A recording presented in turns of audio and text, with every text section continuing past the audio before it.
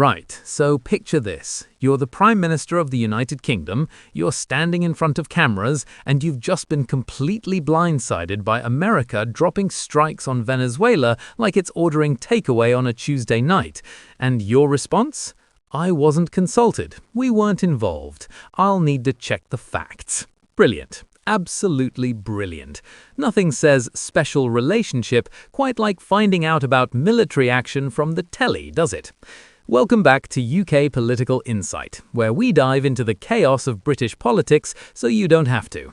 And today's chaos? Oh, it's a proper car crash.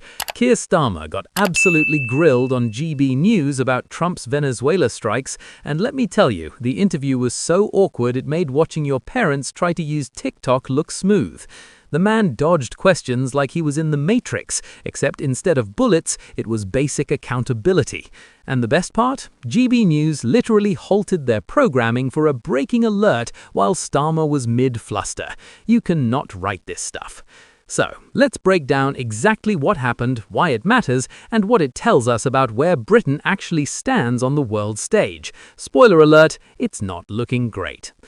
Alright, so here's the setup. Donald Trump, freshly back in the White House and clearly feeling nostalgic for his greatest hits, decides to order military strikes on Venezuela. Not just strikes, mind you, but they've apparently captured the country's president, Nicolas Maduro. Now, regardless of what you think about Maduro, and trust me, there's plenty to think, this is massive news. We're talking about a sovereign nation's leader being captured by another country. It's not exactly a routine Tuesday. So, naturally, reporters start asking our Prime Minister what he knows. Reasonable question, right? You'd think the leader of a major Western power, America's closest ally, the country that bangs on about the special relationship more than your nan talks about the good old days, you'd think he'd be in the loop. But no, Starmer's response? I wasn't consulted. Just let that sink in for a moment. The United States carried out military action, captured a head of state, and didn't think to give Britain a courtesy text. Not even a, hey mate, just so you know, doing a thing in Venezuela, might want to check the news later. And Starmer's immediate defense mechanism? Repetition. He said the same thing 3 times in slightly different ways, like a politician's version of a broken record. We weren't involved. I need to establish the facts. I'll speak to President Trump. We weren't involved. International law matters. It's like watching someone try to answer an exam question they didn't study for by just rewriting the question in different words. The thing that really gets me, though, is this idea that he needs to establish the facts before having an opinion. The facts are out there, mate. They're not hiding. The White House announced it. There's footage. Maduro's been captured. What facts are you waiting for? A signed confession? A detailed PowerPoint presentation? Trump's doing a press conference later, says Starmer. Hopefully we'll get more information then. Hopefully. The Prime Minister of the United Kingdom is hoping to learn about major military action from a Trump press conference like the rest of us watching it on YouTube. Absolutely incredible. But let's talk about what this really means beyond the awkward interview, because this isn't just about Starmer looking uncomfortable on camera, though that certainly didn't help. This is about Britain's actual position in the world right now. We love to talk about being America's closest ally, about the special relationship, about punching above our weight on the global stage, and yet when America decides to take military action, we're not even on the group chat. We're finding out through the news like everyone else. That's not a special relationship, that's being left on red. Think about it from a practical standpoint. Britain has nationals in Venezuela, about 500 of them, according to Starmer. We have an embassy there. We have interests in the region. And apparently we had no advance warning that our closest ally was about to turn the place into a war zone. How are you supposed to protect your citizens when you don't even know something's happening until it's already happened? The reporter asked what advice would be given to British families concerned about loved ones in Venezuela, and Starmer's response was basically, "We're working on it." Reassuring stuff that really instills confidence.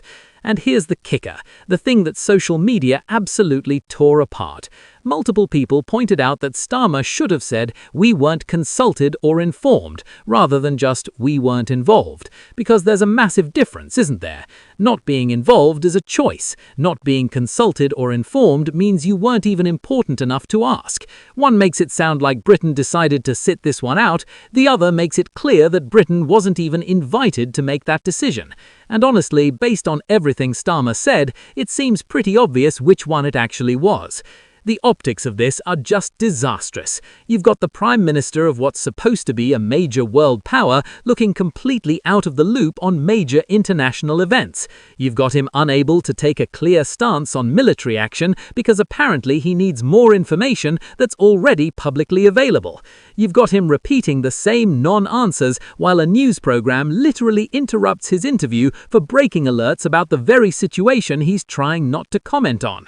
It's like a masterclass in how not to handle a crisis. And the thing is, this feeds into a broader narrative that's been building since Labour took power, that Britain under Starmer is reactive rather than proactive, that we're followers rather than leaders, that we're more concerned with not rocking the boat than actually steering it anywhere. Now, I'm not saying Britain should have been involved in these strikes, that's a completely different debate with massive implications, but the fact that we apparently had no idea they were happening, that's a problem. That suggests a level of irrelevance on the world stage that should concern anyone who cares about British influence and security. Let's also address the elephant in the room here, which is Trump himself. Love him or hate him, and let's be honest, most people have pretty strong feelings either way, the man doesn't do subtle. He doesn't do diplomatic courtesy. If he wanted to tell Britain about his plans, he would have. The fact that he didn't tells you everything you need to know about how he views the current British government. And Starmer's response, this whole "I'll need to speak to President Trump" approach, it just looks weak. It looks like he's waiting for permission to have an opinion. It looks like he's more worried about not upsetting Trump than actually leading. Now, some might argue that Starmer's being cautious, that he doesn't want to comment without full information, that he's being responsible and measured. And sure, in isolation, that sounds reasonable. But context matters. The White House had already made official statements. The action had already happened. British politicians from across the spectrum had already started weighing in. At some point, caution becomes paralysis, and measured becomes meek. And this interview, this definitely crossed that line.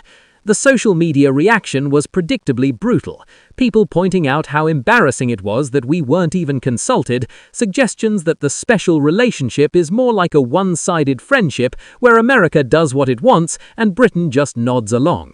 Jokes about Starmer waiting for Trump's press conference like he's waiting for the season finale of his favorite show. And honestly, can you blame them? This is the sort of thing that makes Britain look less like a major player and more like America's slightly irrelevant cousin who gets told about family decisions after they've already been made. What makes this particularly frustrating is that there were so many better ways to handle this. Starmer could have expressed concern about unilateral military action, he could have emphasized the importance of international law and multilateral decision-making without specifically condemning or endorsing the strikes, he could have pivoted to focusing on British nationals and embassy safety while making it clear that Britain expects to be consulted on such matters in future. Instead, we got verbal soup, the same points repeated ad nauseum, and a general vibe of someone desperately trying to say nothing at all while using as many words as possible. And let's be clear, this matters beyond just this one incident. Venezuela might seem far away and irrelevant to your average person in Barnsley or Brighton, but the principles at play here are crucial. If Britain isn't consulted on major military actions by its closest ally, what does that say about our intelligence sharing arrangements? What does that say about our defense partnerships? What does that say about our voice in international affairs? These are questions that affect everything from our security to our trade relationships to our ability to protect our citizens abroad. The timing couldn't be worse either. We're in a period where Britain is trying to redefine its role post-Brexit, trying to figure out what being an independent player on the world stage actually means. And incidents like this, where we're clearly not in the room where it happens, they undermine that entire narrative. You can't claim to be forging your own path and taking back control when you're not even being told what's happening until it's on the news. It's the geopolitical equivalent of being the last person to find out about a party that everyone else is attending. What this interview really exposed is a fundamental weakness in Starmer's approach to foreign policy. He's so concerned with not making mistakes, with not saying the wrong thing, that he ends up saying nothing of substance at all. And in international relations, that's often worse than taking a clear position that might be controversial. Because at least a clear position tells other countries where you stand and what your values are. This endless hedging and fact-establishing just makes Britain look uncertain and weak. So, where does this leave us? Well, with a Prime Minister who looked out of his depth on live television while discussing a major international crisis, with serious questions about whether Britain is actually consulted on anything important by its closest ally, with concerns about how we protect our nationals abroad when we apparently don't know about military actions until they've already happened, and a growing sense that for all the talk about Britain's place in the world, we might actually be significantly less important than we'd like to believe. The Venezuela situation itself will play out however it plays out. Maduro's capture, the strikes, the international response, all of that will develop in the coming days and weeks. But Starmer's handling of this interview, that's already set in stone. And it's not a good look. It's the